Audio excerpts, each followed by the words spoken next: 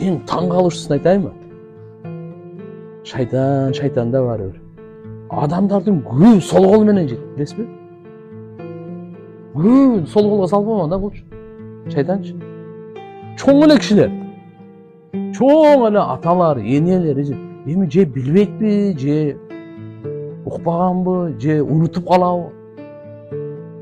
Унутуп деле калат. Кээ бир адамдар билет, унутуп деле калат. Көнүп калганда, сразу сол колун көрөт. Оң колуну туугандар, мусулман оң кол менен жейт.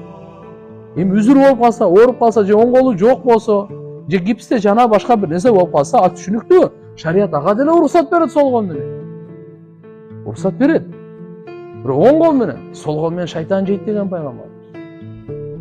Риваяттарда келет, бир киши ушу сол кол менен жеп, оң кол менен жесең, оң колум оозума жетпейт деп теке бериленген да. Көрсө мунафык экен да. Пайгамбар мени жетпесе жетпей эле кое берсин деди. Ошол эле жетпей калган. Не болбой калган? Каяка? Оозуна. Ошон үчүн көп теке берилген пайгамбардын алдында тамашалабаш керек. Жөн эле сүйлө. Жөн сүйлөбөй.